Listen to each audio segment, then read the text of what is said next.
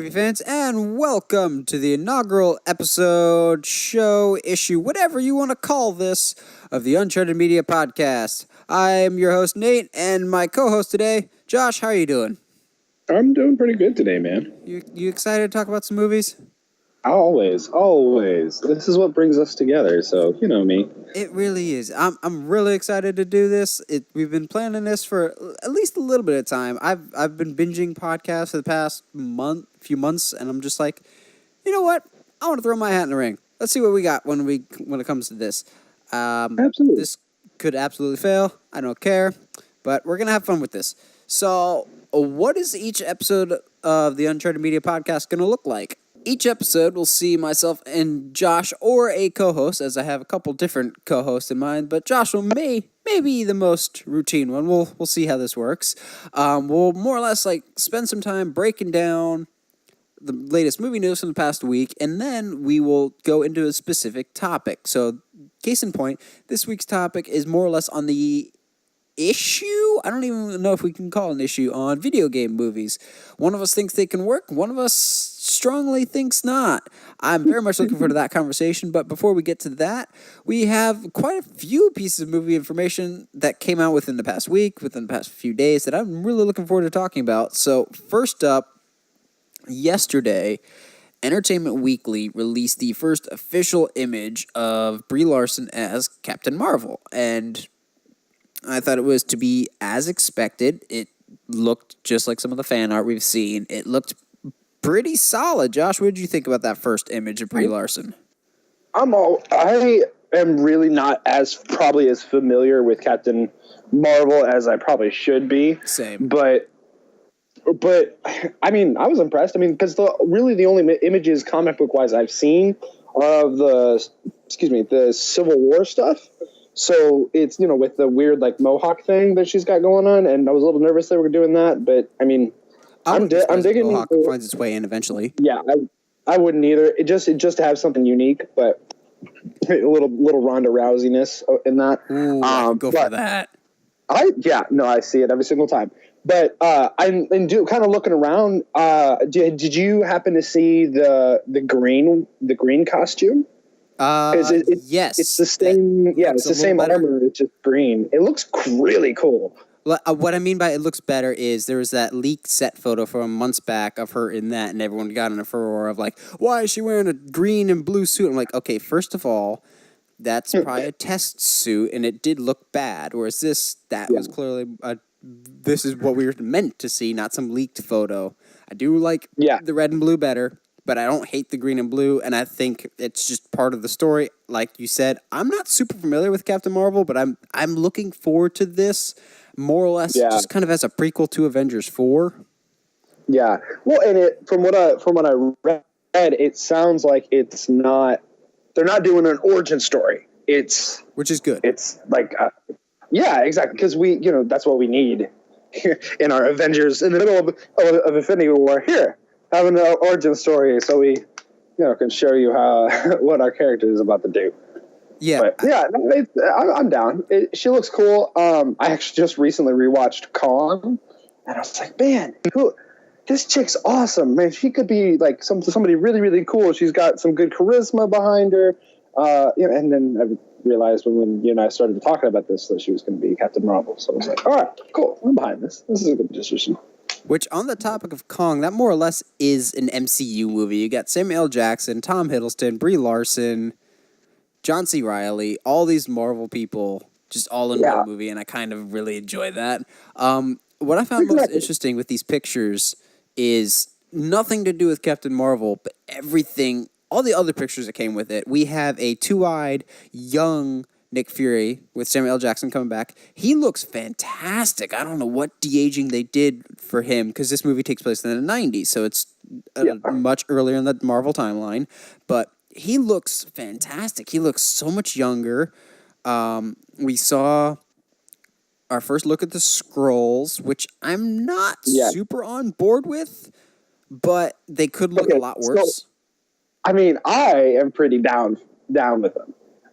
Considering what they could look like, I'm pretty that's exactly when I think a live action Skrull Like that's to me, that's what the pictures that were shown. That's what I thought they were going to look like.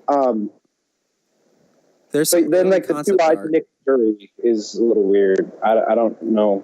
You're just not used to seeing young Jackson? Okay, first of all, Samuel L. Jackson looks young in general. So, ish. I mean, he looks younger than Carrie Fisher. So, that wouldn't be too much to do. Rest in peace. But I don't know, man. To me, and maybe this is just the way that my brain works, I saw the scar above his head, and I was like, oh, what? He caught an infection, and so he had to take his eye out, which is totally like the most non-cool way to lose your eye. But I don't know. It'll be nice to see Coulson back, because he's confirmed to be coming back. It's still, to me, the dumbest idea that they've kept him separated all this time. I don't think that has anything to do with the storyline of the movie universe. I think it's more just pettiness between the TV and the movie universe not wanting to get along. I guess, but I mean, they've hinted at the events of the movies throughout the show, from what I understand. Yeah. So they're acknowledging the fact that this other stuff is happening. So I don't know. It's a really, well, I guess because all this is happening before the first Avengers, so they're not going to have to be like, well, you see. So what had happened was you're trying to finagle any kind of like weird plot holes about Coulson being alive this whole time. Yeah, I'm still holding out hope that he shows up somewhat in Avengers 4, because you mentioned it, and I would love to see him reunited with the original Avengers. It's just not right that he's not mentioned at all, or the fact that they know he's alive, but we'll see where this goes. I'm very much excited for the 90s timeline. These pictures, I was already excited, so this doesn't necessarily get me more excited, but it just kind of reaffirms oh yeah, this movie's still on pace, so we should be getting a trailer probably November, December-ish, and it'll be a good time. I'm looking forward to it more just to see how important of a character she's going to be going forward. Yeah. Really, I think that she's going to be, I'm calling it now, Iron Man, so Robert Downey Jr., Chris Evans, at least those two bare minimum are going to be like gone. Either they're written out or they're dying in Infinity Wars 2. And so Captain Marvel's going to have to take that place of the leader of the Avengers. Oh yeah. They've said after 4 that she's going to be a really big factor going forward. And I completely agree. So segueing to next topics, we got several good trailers this week. Well, in my opinion, we got one awesome trailer and one meh trailer. So let's start with the meh in my mind. That would be the Halloween trailer. Really? Now, let me explain. Really? You know how excited I am for this movie and how much passion I have for the Halloween franchise. Yeah, I have a lot of passion. Yes, Halloween is my favorite horror franchise by far and one of my favorite franchises, period. That being said, I hated the editing for this trailer more than anything else. I don't mind what was in the trailer. I hated the editing so much because you can tell the shot that they opened the trailer with like following Michael around and him killing that one lady. That is clearly intended to be one shot in the movie, so I'm not worried about that. It's this like, we have to keep everyone's attention because it's a 2.5-minute trailer, so we have to cut it down significantly. Like, it's such weird cuts that I'm not worried about when it comes to the movie. It's just a weird trailer. Or like when Michael shows up next to the sheriff and they have that boom sound effect. Yeah. Like, I know for a fact that's not going to be in the movie, but it just annoyed me that they felt the need to add it in the trailer. Fair. Okay. I mean, I see your point. It does make me worried about the movie. It's just bad editing. To me, and this is me thinking about it, we've never gotten a shot like that in the Halloween series where we're following Michael. Because even though are you nuts? The beginning of the first movie when he kills his sister. Okay, well, you know what? I'm going to get a pass on this one just because I haven't watched that movie in Halloween forever. 4, when Jamie kills her stepmom. Or I hate you. adopted mom. Yeah, Halloween okay. the remake starring Rob Zombie's people. Not that long of a shot, though. That was like almost a full minute shot of him going from house to house to house. Supposedly, from the rumors I've heard, in this new movie, it's going to be a long, like 2.5 to 3 minute shot of him going house to house killing people. I'm so excited to see that. But so if it's right, though, anything after Halloween 1 has not happened. So yes, Michael and Laurie are not brother and sister anymore. Exactly. Thank God. But, I mean, well, maybe not thank God. It's still, that's a storyline I can debate about all day. Yeah, but it's got its pros and cons. Yeah, exactly. But I'd like where they're going with this. To me, when I'm looking at a trailer, I don't necessarily care about editing, obviously. And obviously, I don't know my trivia maybe as well as I probably should. Yeah, I'm a little too obsessive compulsive about Halloween and many other movies. And that's okay. That's your thing. To me, I needed something that was going to tell me that they were going to treat the character right and that we were going to see something new-ish and fresh-ish as far as a slasher goes. Because to me, from the trailer, I got that we're going to follow Michael. We're not going to be like, okay, well, there's these people in the house and we're going to flash Michael here, there, and he's at the front door kind of thing. We're just going to follow Michael walking down the street, bumps into some kids. Okay, that's cool. And then he goes and we follow him inside the house as opposed to, hey, well, let's look at this meaningless family so we can introduce Michael. Yeah. I'm excited about it. To me, it got me, it told me what I needed to know as far as the respect for the character. Yeah, from everything I'm hearing, they're really going to follow the original like tone and style, and very much like guerrilla filmmaking is the word that they often describe this one, which gets me super excited. But there's something in the original movie that I get a lot from this trailer and from the previous one that I feel like will be strong in this movie that actually makes me excited that wasn't in the original film, and that's just brutality. Like, oh, yeah. I don't think it'll be on-screen violence because there wasn't that much in the original, but this movie's going to be brutal, I think. Like, this shot in the trailer particularly, that kind of made me go, oh, that's kind of cool, but also that's also kind of weirdly dumb yet awesome at the same time, is that shot where you see more or less this carved-out head that's acting as a jack-o'-lantern. I'm like, that seems more like a Jason kill than a Michael kill, but I can live with it. I have always said that if they could find a way to meld the tone and the style of filmmaking with the brutality of Rob Zombie's, and so from the style and filmmaking from the first one with the brutality of Rob Zombie's remake, the first one, not the second one. Oh, God. Yeah, we haven't talked about that one. But no, if they could find a way to combine those two things, dude, easily one of the best serial killer movies ever. Yeah, slasher film. Right?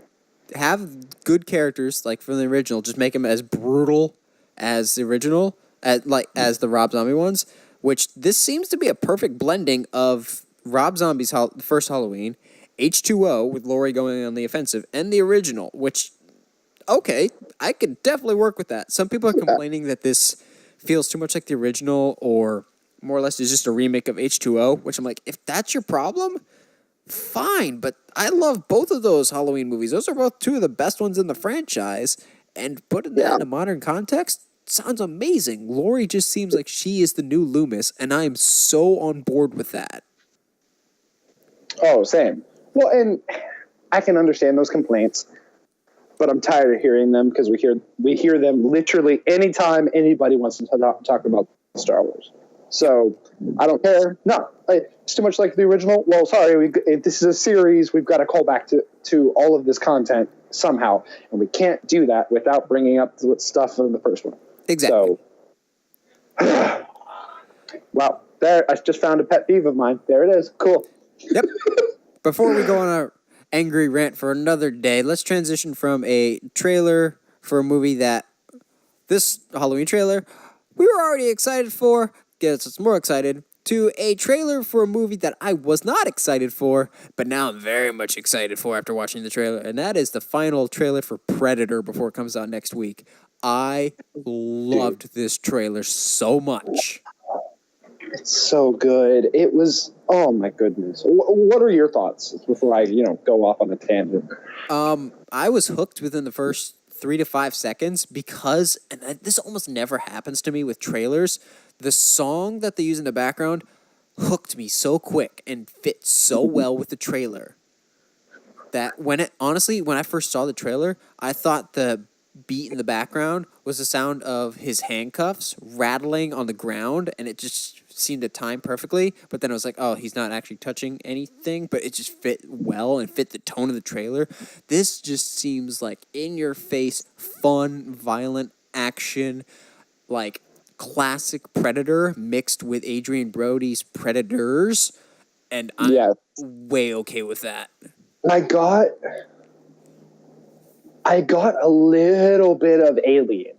Yes. Like that kind of feel. Whereas, the Predators that's the one, I'm really not familiar with Predator series, but Predators is the one with when he comes to a city, right? Yes, the one with Danny Glover's in the middle of a city, yeah. Yes. Okay, cool. So that one I liked because it felt more like Alien. Not to say that one series is better than the other, but to me, Predator always felt better as a character when he's even really like in the first one when stop it. For those listening at home, that's a co-host of ours named Dante. He's nice. He's very nice. He's mad at me right now because I won't play with him. But I think the Predator's best when he's treated like a mythos and this like bigger a Mars figure, like a killer. Exactly. And this one, it seems to be that there's not just one. And so I wonder if, and maybe this is just me going on thinking, I wonder if we're going to have, the one Predator who our main characters is going to deal with, and then we have the one that's been evolving and comes to Earth as well, and then maybe we'll get some Predator on Predator action. I think what we'll probably end up getting is something very similar to Alien versus Predator, of having humans team up with the Predator to face a bigger threat, and this time it'll be like an ultimate Predator. Yeah, which makes more sense than the Predators trapped the aliens in a pyramid in a glacier thousands of years ago. Don't you be hating on Alien versus Predator. I love that one. Okay. All right. We'll leave it there then. Because I like the movie, but the whole premise is just ridiculous. It is a ridiculous premise, but it's some dumb fun. And rest assured, Alien versus Predator Requiem for sure will more than likely be a 5 Good Things episode one day. I hate that movie. Well, that makes one of us. But then again, that like you're talking to the guy who thought Drive Angry was one of the best movies ever made. That movie's fantastic. Did you know they intentionally made it that way? Like, intentionally dumb? Yeah, I have no doubt. It's Nicolas Cage, man. And the greatest 2K ever. God, I love that man. But yeah, back to Predator. What I liked about the trailer that I hadn't seen in the previous trailers was a sense of fun and humor. I recently went back and watched the original Predator, and there's several attempts at humor. Sometimes it works, sometimes it doesn't. It's like self-aware, cheesy 80s action and has fun with it. This one was a fun trailer. I got a very fun, it's going to be a brutal, violent action movie, but with a hint of fun to it, and I'm excited to see that. I am too. I'm with you, and I think having the Predator language kind of flash across the screen throughout towards the tail end of the trailer had a I just liked everything about it, honestly. Yeah, it's a great pretend trailer. like I'm very excited to see it next weekend. Yeah. All right, moving on from trailers, we have more or less fan casting becoming real casting. So a few weeks ago, Boss Logic, that epic Instagram account that makes all like the fan-made stuff, Photoshop stuff, made this image of Henry Cavill, Superman, as Geralt from the Witcher series, and tagged Henry Cavill in it. And Henry Cavill's like, "Oh, that's awesome, man! I love The Witcher. It's a franchise that I really like. Hey, Netflix, maybe we should make a series about that. I'm available." And so, sure enough, Netflix has cast Henry Cavill to play Geralt in a Netflix TV series about The Witcher. I thought that was interesting. It was almost like it was pre-planned, but whatever. Yeah. Well, yeah, and I didn't think about this before, but this definitely plays into our discussion later. I was just thinking the same thing. First of all, I don't know how I feel about the vibe of that announcement, and that all it took was Henry going to Netflix and be like, "Hey, we should do this," and Netflix is like, "Yeah, we'll throw money at it." Well, Netflix has money to throw. I know, but have you watched some of the stuff they throw money at? Yeah, Stranger Things Season 2. Yeah, okay, but one thing out of, 10, 15 Oh, no, things? I'm saying Stranger Things Season 2 wasn't good. Oh, well, that's a discussion for another day. I thought Season 1 was a lot better, but yeah, we're getting sidetracked. Yes, but I don't know how I feel about Netflix. Like you said, it felt a little pre-planned. If it's not, that doesn't...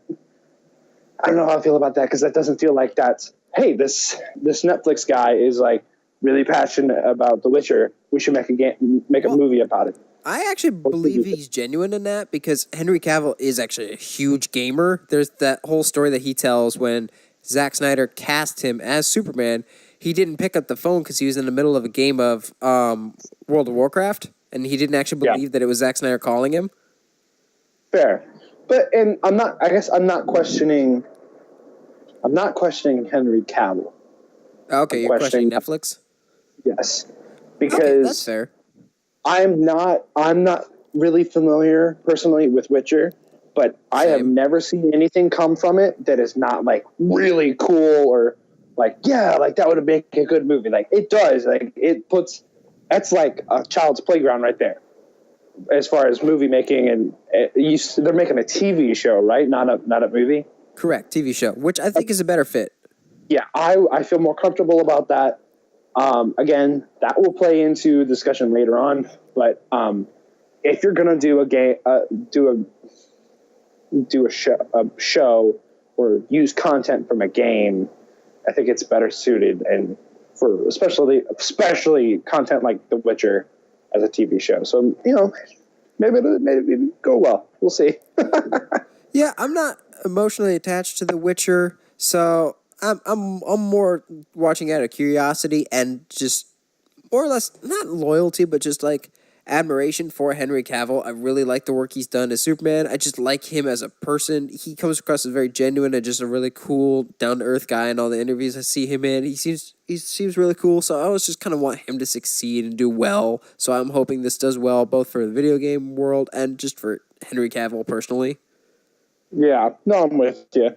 It'd be nice to see him play something other than Superman and a secret agent for the CIA. Speaking of CIA, there are some rumors around that he might be in the running for the next James Bond again. Which would be interesting because it'd be the first American one. Dude, he's British, it's not even funny. Really? Ah. Jeez, yeah, I know nothing. He is very British. All right, well, there's that. Anyway. Moving on. I obviously know what I'm talking about. Segueing from a project that has potential to, frankly, a project that I see no potential in whatsoever, but a studio is going to move forward with it regardless, the Die Hard prequel movie. Oh, boy. Yes, a Die Hard prequel movie is coming, and it's got an official title called McClane. and it'll feature 2 dual timelines, one set with John McClane being a young cop, and the other with Bruce Willis in modern day. Where do we even start with this? I'm going to sound like Jim Cornette here for a second. So this is what happened, okay? They saw the roast of Bruce Willis, and they're like, oh, he is still popular. What's Bruce Willis known for? Oh, the Die Hard series. Let's make more money with that, whether it's going to work or not, whatever. And they're going to go all Looper all over it. Come on. Like, let it die. Just leave it alone. Yeah, Die Hard is a franchise that's already limping along, so I don't know why they're making it even worse. I was thinking more along the lines of Jeff Goldblum in Jurassic Park. It's like, before you even knew what you had, you packaged it and you sold it. You thought about, what's the line that he says? Something about, you knew you could, you just didn't think if you should. Yes, I got you. way to forget the line right into the middle of an impersonation. Yes, clearly, Jurassic Park is not my forte. Like almost any other classic movie, I could probably quote. Also, Jeff Goldblum is not my go-to impersonation. No, I don't think I don't think I've met anybody yet. Then like, hey man, what do you do for fun? Well, I have a really good Jeff Goldblum impersonation. Jeff Goldblum does that at parties. He's a really cool guy, so I don't want to like talk too much crap about him. That's true. Maybe we can get him on the podcast one day. That'd be so cool. Oh my god, I might pee. Maybe he'd be down for it. I don't know. Why not? But yeah, but in conclusion, like it just it might work. It who knows? But at the same time, like we already made Looper. We don't need to make it again. Yeah, well, Rian Johnson's worried about some other trilogy, but that's another topic for another day. Let's transition from something that neither of us are excited for to something at least one of us is excited for. I don't know if you're excited for it. I'm ecstatic for this. A Quiet Place 2 has an official release date of summer 2020. What do you think about it? Did you see the first Quiet Place yet? Quiet Place was the home invasion gone wrong, correct? It was John Krasinski directed, starring, and with Emily Blunt. It's the one where you have to be completely quiet. Oh, yes! Oh, my goodness, yes! Okay. Right? Oh, I don't know why I forgot that. Come on, man. I love that movie. Honestly, to me, it's the best movie of the year so far. Oh, easily. I'm intrigued. The thing I'm worried about is they're saying they're bringing John back. And I don't know how. Yes, that's what I'm hoping. But everything says he's coming back by saying spoiler alert. If we're referring to John's character in A Quiet Place, for those of you who've not seen it, something happens that makes us think he may not be coming back. Let's just leave it at that. Yeah. So it just that if you're going to do that, that's going to create some story issues. But you know what? I like the world that they've set up. I like that I thought I knew what the movie was going to be about, and I was completely wrong. So I'm down. Yeah, I had high expectations for that movie, and then I was still blown away by it both times I saw it. I hope they bring back John Krasinski to direct it, but I also hope for the sequel we follow a new family. I would like to see someone else's perspective. I love the family that we got. They have fantastic chemistry. They're all incredible actors. I would love to see this story from someone else's perspective because this is a whole worldwide catastrophe. So I think it'd be interesting, like Purge style of there was no link between the first and the second Purge movie, really. It was two different families experiencing the night. I think it'd be cool to see a different person's perspective on the Purge. No, on A Quiet Place. Yeah, wrong movie. But yes, I agree. And really, you can tie it up kind of nicely in the sense of because of what happens in the first one, and they do acknowledge that there are other families. You could easily just link them up towards the end, and kind of in some ways you can kind of see the effects of the first movie. I'm trying to maybe make it a trilogy and all the families unite Yeah. in the third film. Exactly. And find out what the world does with the knowledge gained from the first movie. I'm trying to like figure out how to say these things without like ruining the movie for anybody who hasn't seen it. Yeah, like use the knowledge that they have more or less to start a small resistance or something. I think that would be cool. Yes, no, I agree. Like John Krasinski, whether he intended it or not, has set up this whole universe, which I think is fantastic. I'm so glad to see he set out to make an individual story, and it was so good it lends itself to more, but it never felt like a franchise setting up film. Yeah. Oh no, yeah. Like, and really, like, if you would have told me that Jim from The Office was going to write and direct and act in a movie, and then we saw this movie and it was A Quiet Place, I would have laughed because there's no way.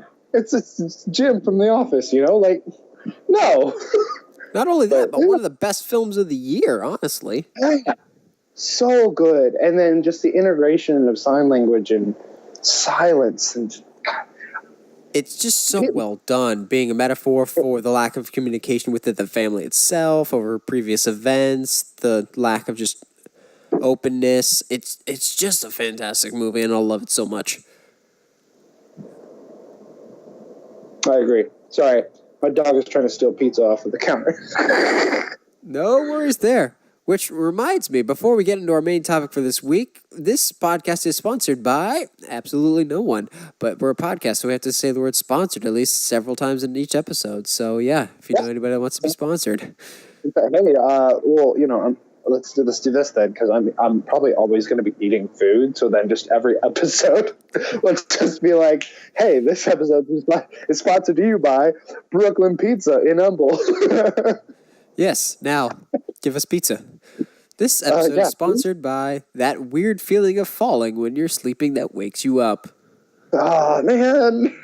I feel cheated. This doesn't feel like a sponsor.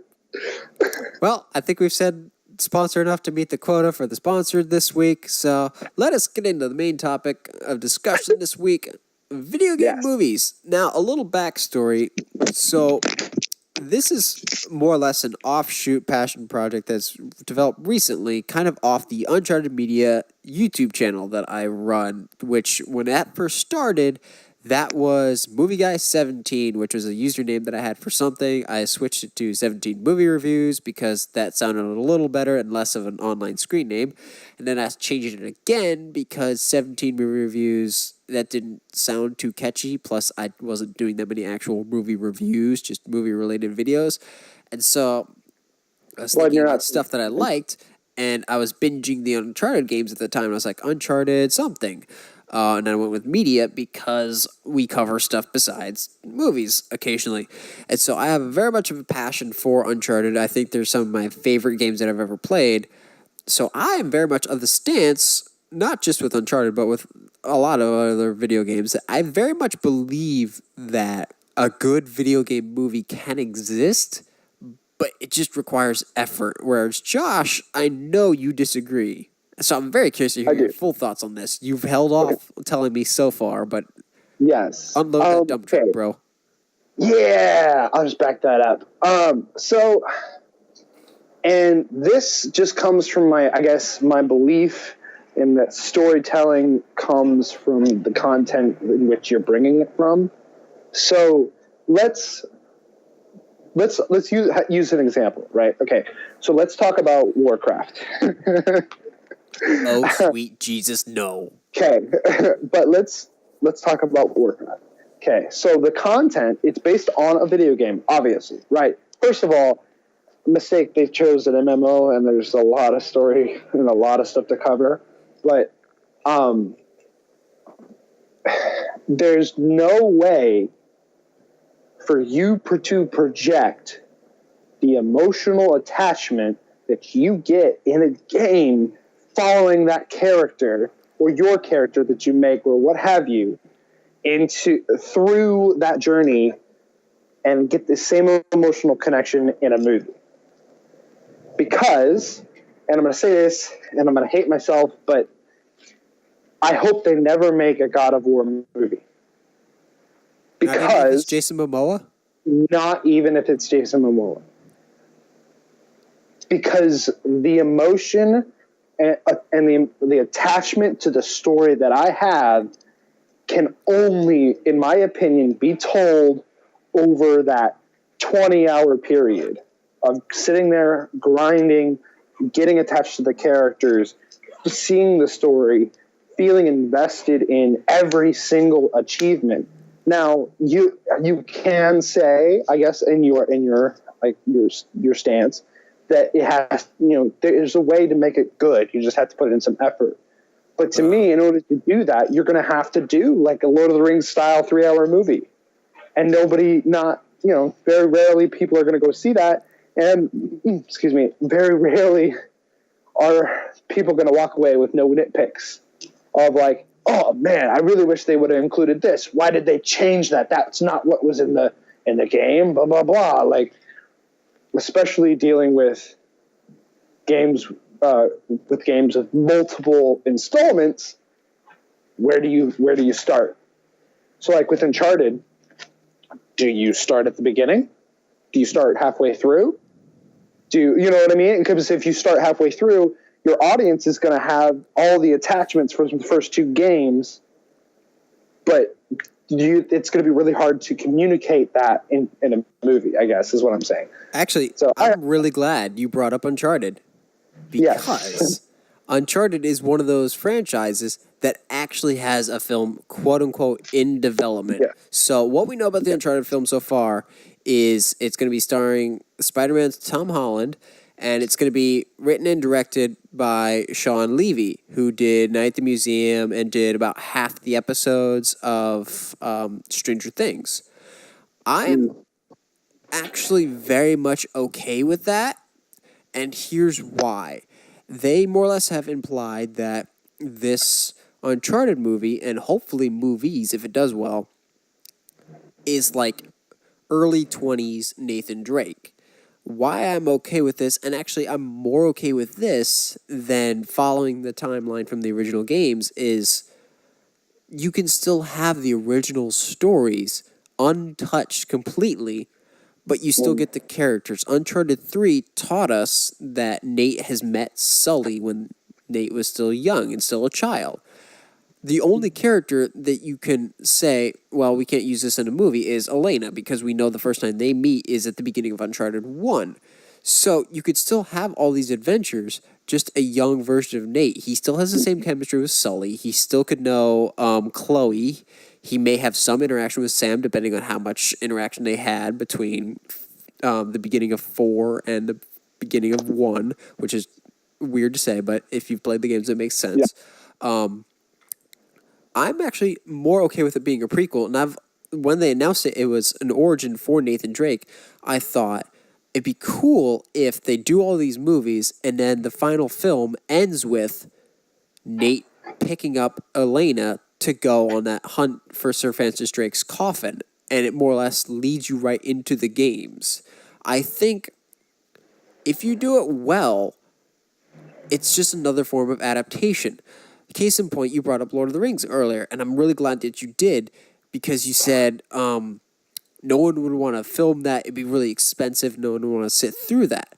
Before Lord of the Rings came out, those movies were regarded as unfilmable because of how much content was in those, more than 20 hours, how much content was in those, how unfilmable it seemed at the time, which is how big of an undertaking it was. And now we regard Lord of the Rings as one of the best trilogies of all time. So it's a matter of having someone that's got the dedication, not just the dedication, but the storytelling know-how. Case in point, the Dungeons & Dragons movie. When that came out, it was made by someone that was a diehard Dungeons & Dragons fan. That being said, the movie ended up being a stinker because he didn't know how to tell a good story.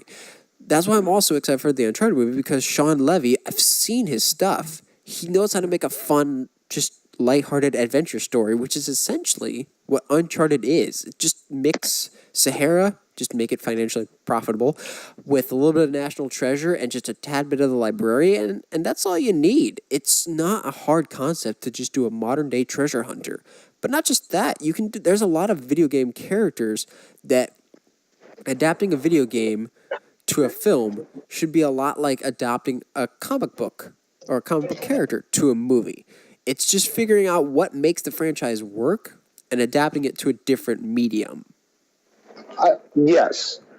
And comic book movies are a whole other annoyance for me. Not to say that I don't love them, because you know how much I love comic books. I was just about to say, where are you going with that? But like, everything in today's movie world has to be a franchise. It's got to be. We don't have a choice now. It's got to be a franchise. So you're always setting up for the next one. So, example, and this is the most polarizing comic book movie to this day, Watchmen? is Batman v Superman. Because I don't mind it. I don't mind it at all. But then I know there's some people that absolutely detest that movie. Me. Yeah. Well, to be fair, I hate the second half of it. Yes. And Jesse Eisenberg. Yeah. Well, I mean, I don't mind Jesse. I think if he wasn't Lex, then maybe we would have a great villain. But the big thing for me about that movie is, yes, we're building to this Batman v Superman emotion, that's going to cause them to have to start the Justice League. But to call it that, and then with all the attachment from the comic book that kind of name has, it just doesn't make sense to me. I guess, I don't know. Games to movies, to me, do not work. Just because there's too much content, there's too much emotion, there's too much grinding that a person playing a game has to do in order for that to work. I mean, but then again, case in point, to prove me wrong, it was like a 6-episode series, Forward Until Dawn, that came out before the Halo series that came out before the new one of the most recent games. Yeah. If you haven't seen it, go check it out. It's fantastic. Because it actually plays right into the new game. Dante agrees. Yes, he does. He agrees that he deserves some pizza, and he does not deserve some pizza. Don't give your dog pizzas. This podcast sponsored by Dante. But like, I don't know, man. Like, because God of War, is, especially the new one, is one of my favorite games of all time.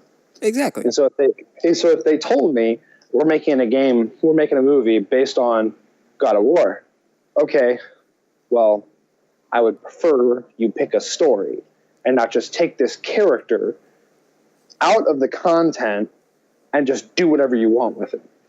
That's what they did with the Dragon Ball movie. Oh gosh, let's not talk about Dragon Ball. They took Goku out of the entire equation and just did whatever they wanted with him. They took all these characters, like, see, Master Roshi's here. Oh, look, yeah, he's still pervy. Yeah. Just because you take characters and say, yeah, they're from this series, does not mean that you're adapting a series. Superman. Yeah, exactly. No, maybe my point is not that it can't work.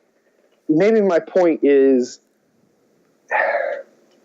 there's so much stacked against it. There really is. There's so much stacked against it that it's almost hard. No, I'm not even going to say it like that. It's definitely harder than adapting a book. Oh, I completely agree. I think the adaptation has to be a little bit different. For superhero movies, put Watchmen aside, very rarely does a superhero movie directly adapt a certain story. Like, even Infinity War isn't adapting Infinity Gauntlet like verbatim, primarily due to rights, but also we're not going to see Thanos rip somebody in half on a big screen.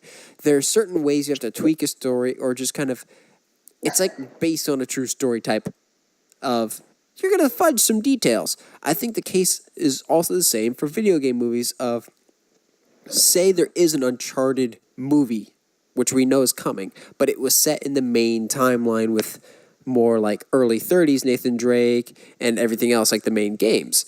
I wouldn't want them to say, hey, we're just making a film version of Uncharted 2 or Uncharted 4. I'd be more excited about saying this is set in the main timeline, but it's a fresh new adventure because it's still the characters and the personality that we understand and love, but it doesn't mess up something that's already established. It's understanding what makes it work. We go to The Force Awakens. Why did The Force Awakens work? It's because it took what worked in the original films and just applied a fresh coat of paint on it, which some people didn't like, but I thought it was exactly what the franchise needed, and I think that's one way to make video game movies work is see what works and what doesn't, what makes these characters last so long, what makes them have a legacy that people care about, and trying to fit that into a film context. Yeah. Why are people sitting in a chair or in a couch or on a bed grinding for 20 plus hours, interacting with this character in this world? What brings people in to want to watch this movie? Because then, and really, maybe that's something that cinema people and directors and writers need to learn, because some of the best story development I have ever seen was from video games. Yeah, I completely agree. Because video games are becoming more and more like movies. Exactly, but in a better way, because, and to case in point, maybe this is why I'm pretty okay if they make a Witcher show. It's a TV show, because then you have time. You can take your time with the story. You don't have to constrict yourself to 2-3 hours and making it interesting enough for someone to sit in a chair and watch it. Like, it's a show. So maybe that's the key then.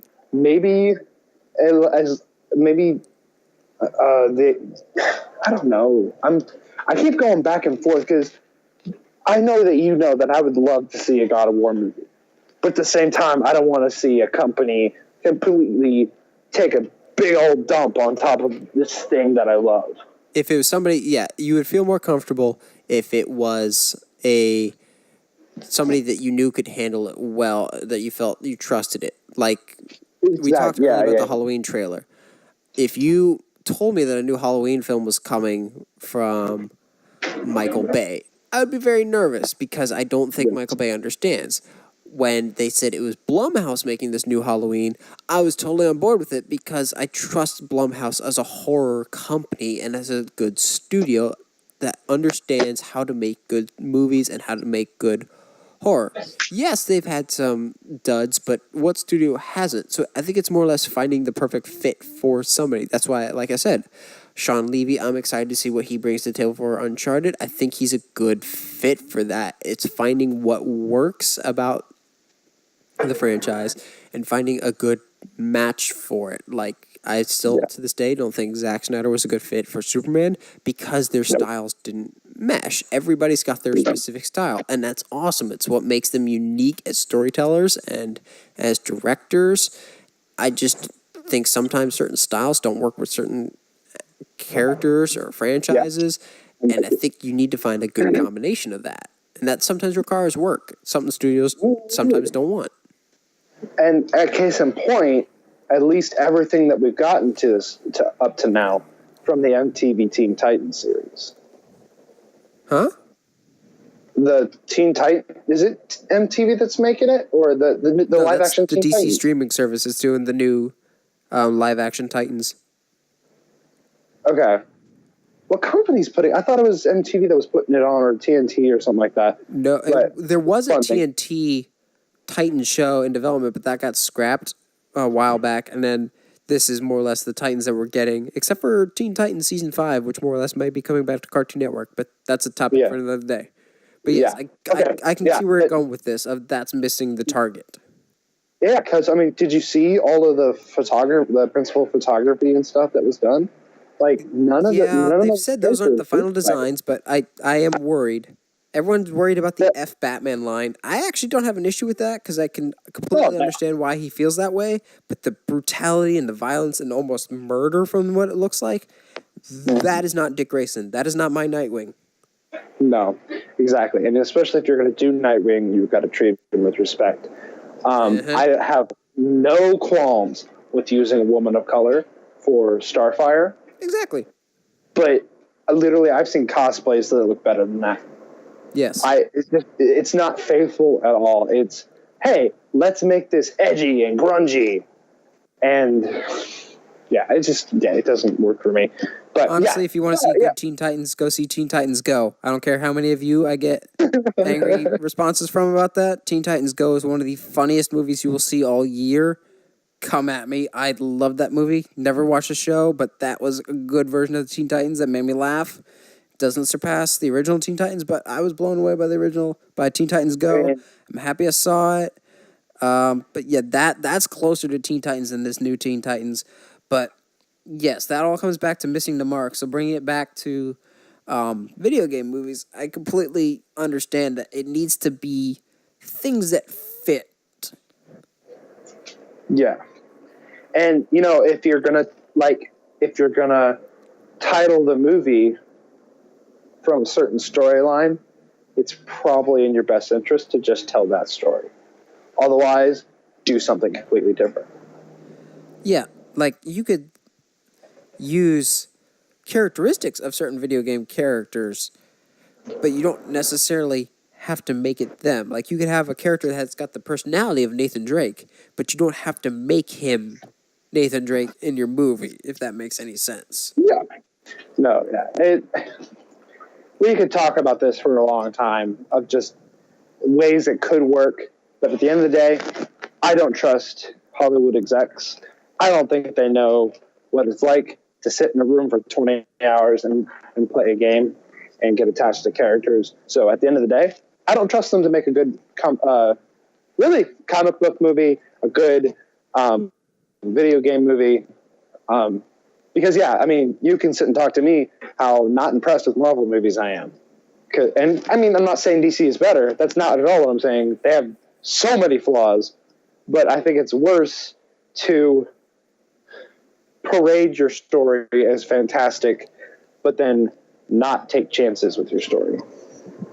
But I'd say Marvel has taken their fair share of chances, but I can definitely see where you're coming from on that. I think it's not out of the realm of possibility that we will get a good video game movie someday, but it does just require some more work. And so I kind of want to end this discussion on a more positive note, just because, this one is just kind of a big, I don't know, it could be either way, it seems like. So I open up the floor. Do you think there's ever been a good video game movie? I think there has been, but I'd like to hear your thoughts on this. To me? I don't know why I thought that we were about to take calls, but I don't know if we're there yet. I don't even know. Anyway, is it the voice in do your I head think talking there to you has again? been? Technically, the video games are based off of the Bond movies, not the other way around. So I guess that doesn't count. Wreck-It Ralph also does not count. Yeah. Trying to think of what Mortal Kombat is there, and both of those are awful. Well, Mortal Kombat's bad, but at least that's fun bad. Yeah, it's fun bad. There's a web series. It's like 6 episodes of Mortal Kombat somewhere, and I've seen like the first couple episodes, and it's fantastic. It's got Michael Jai White in it. It's great. Anyway, your favorites, isn't he? Dude, like you don't. I could sit here and talk martial artists and movies all day because they're just awesome. That's an episode for another day. Yeah, yes, it is, because I'll ramble all out the door. I'm trying to think there's Warcraft recently, but there really hasn't been a lot of, at least not recently. There's one that I always go with that the critics hated it, and I don't really know if it warrants as much hate as it got, but it is very much forgotten nowadays and very much overlooked. And I think that's why people kind of forget that it was a video game movie, but I still quite enjoy it and watch it every once in a while, is Prince of Persia starring Jake Gyllenhaal. Oh my goodness, that movie was great. Yeah. That was a ton of fun, and it really captured the spirit of the games. Yes. I mean, but then you get the opposite side of the coin and watch Assassin's Creed, and that is just absolute trash. So I don't know. But yeah, no, Prince of Persia definitely is up there. People forget about that one, but I think that's a pretty faithful adaptation of the game in terms of being a very parkour-centered, just action, fun film that was more or less before Jake Gyllenhaal really hit it big. Oh, totally. And to me, that I watched that movie, watched Jake, and was just like, yeah, okay, this guy's going to go somewhere. Because, excuse me, I think right after that he did Nightcrawler. No, it could have been that. No. I think it was South. Here, let me pull up IMDb to verify. But I think Prince of Persia was like 2010 or 2011, and Nightcrawler was sometime when we were in college. I think it might have been. That's hey, dude. Like that would have been that timeline. Nightcrawler was 2014. Yeah, we were in school then. Prisoners was 2013. To me, that's what really put him on the map was Prisoners. Yeah. No, well, because but like what I'm saying, I guess, is Prince of Persia is what started it. Like, yeah, let me see if I can find where he dropped 8 for Prince of Persia, and then he just and then there's Southpaw. Southpaw's so good. It's not even fair how good Southpaw is. Prince of Persia was 2010. Then Source Code was 2011. I think Source Code really helped to put him on the map. Then Prisoners and Enemy, both in 2013. Then Nightcrawler in 2014. And then Southpaw in 2015. Yeah, he's had a steady stream, but I think Prince of Persia is one of those ones that gets often overlooked. And it's a lot of fun, I think. I know some people say the original Lara Croft. I'm okay with it. It's fine. It's fun. It's better than the new Tomb Raider. I haven't seen the new one, so I have nothing to judge it off of. I was just thinking of one. Crap. No. Sorry. Jake Gyllenhaal's going to play a villain here soon, isn't he? He's rumored to be Mysterio in Spider-Man Far From Home. Yeah. Okay. That's what I was thinking. I don't know. I was connecting dots. Anyway. Yeah, Prince of Persia. If I can say TV shows, Forward Until Dawn is really good. Did you ever see that Nathan Fillion starring Uncharted fan film? I did not. Look that up when we're done with this. That is the best Uncharted we will ever get. Starring Nathan Fillion as Nathan Drake and a couple other surprises that I'm not going to tell you. But it is amazing. There's even a point that they literally recreate a shot from the game. You'll know it when you see it, and it's just the best. You can tell fans made it, and it was wonderful. And I would just like to see an adaptation of that. Fan films are the best for that. And I think Hollywood needs to not take from fan films, but just kind of see the inspiration and the hard work that goes into them and see, okay, there's something special here. Let's take some inspiration from this. Yeah. And to be fair, there's a lot more love and respect for the content, I think, in fan films than maybe some Hollywood produced movies. Oh, completely agree. Yeah, is there any others that we can think of that are at least tolerable? I mean, Assassin's Creed is okay. The story is just so confusing, but like the action is cool and there's some fun stuff that happens, but I don't know. That's about all I got. I mean, I'm trying to think because Day of the what was it? House of the Dead. That's God, that movie is so bad. Blood Rain. There's really not. I don't think there's a lot of video games that have been made into movies, now that I'm thinking about it. Doom. Okay. I'm sensing you have strong feelings about Doom. I don't have strong feelings. I have strong feelings of forgiveness for The Rock because that was his early acting career. Oh, no, I'm not forgiving The Rock. I'm forgiving Carl Urban, who I think has gone on to a better career than The Rock. I'd be careful about that because The Rock is... Rock has made more money. Carl Urban has been in better movies. Fair. I'll give you that. Just for Dredd alone, man. Anybody go check out Judge Dredd. It's don't check out Judge Dredd. Check out just Dredd. Oh, Judge Dredd is the one with Sylvester Stallone. Yes, my bad. It's so good. Let's not get that mixed up. Oh man, I am the law. Anyway, for those Game of Thrones fans, Cersei Lannister, Lena Headey is the villain in Dredd, Mama, and she is pure evil. She makes Cersei look nice. She really does. A wonderful movie. If you have not seen Dredd, be prepared for R-rated violence at its best, but it's an amazing movie. But yes, Carl Urban, we're getting sidetracked, but yes, Doom was terrible. Let's see. I'm trying to think what else is there.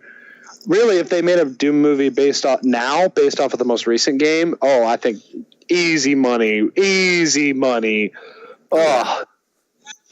Let's segue into that. Before our last topic, and then we'll wrap it up. Is there any properties or video games that actually you think would be a good film? The first thing that comes to my mind is the company Illumination, who makes Minions, Despicable Me, all those type of animation style, making either Mario or a Yoshi film. Okay, I can see. Oh God, but I just get flashbacks. It's animated. You can't get Super Mario Brothers flashbacks if it's animated. I'm getting flashbacks, man. Monkey. But yeah, that would be cool. You can make that work, especially in a Wreck-It Ralph world. Oh yeah, that animation style works perfectly for Mario, or especially Yoshi. Make a Yoshi's Island movie. Oh, but then you have to deal with the crying baby. Maybe not. Maybe not. I literally had to stop playing that game because... Yep. After a while, I just let Baby Mario go. I stopped caring. Let's see. Okay, so I can see that. Basically, maybe a grindhouse horror style of Doom. I think that would work. What else? Stop it. Get off of me, crazy dog. Well, because I'm trying to eliminate anything with a like real like solid story, because there's that, to me, that leaves too much room to make a lot of mistakes. Yeah, that's why I go with Mario or Yoshi, because then you got room to wiggle a little bit and come up with your own story, or like a Luigi's Mansion type of thing. Yeah, well, even then, like, you could do a Mega Man in that style. That'd be cool. Fun. I would say Sonic, but I'd be afraid of the people that I go to the theater with. You know they're making a movie of Sonic, right? Yeah. It's going to be like a live-action animation hybrid, isn't it? Yeah. Jim Carrey is going to play Eggman. Yeah, I remember reading that. That's really weird. I'm going to see it just for Eggman alone, man. They're also making a Detective Pikachu movie with Ryan Reynolds as Pikachu. Oh, yes. I'm so down. I am so down. There are projects on the horizon. It's just a matter of what kind of movies are they going to end up being. Yeah, I'm with you. I'm trying to think of what other games. I mean, WWE 2K18 as a movie. I'm down. No. So much no. Half of it would be glitches. Really, if you really wanted to, you could make... I don't know, I'm getting flashbacks of Warcraft. I was going to say you could make like an Overwatch movie. You could probably make that's really difficult, though. It would be difficult. Yeah, that's what I'm saying. I was getting flashbacks of Warcraft. Yeah. Because the game itself is just, or Overwatch or Destiny. Because that's just still a sour taste. Yeah, I don't know, man. It could be fun. Destiny maybe more so. I don't know. But yeah, no, there's potential. Yeah. Well, I think if anything, I think Forward Until Dawn proves that a Halo movie would be awesome. But if not a little late, but yeah. Only a tad late. Yeah, that supposedly there's a Halo movie in development, and it has been for like a decade, but it's been stuck in development for so long now, like a Duke Nukem movie. Duke Nukem doesn't need a movie. But what if it's John Cena? No, If there is rumors. I won't watch it. I'm sorry, I can't. Well, I guess he's open and free now that he's not playing Shazam.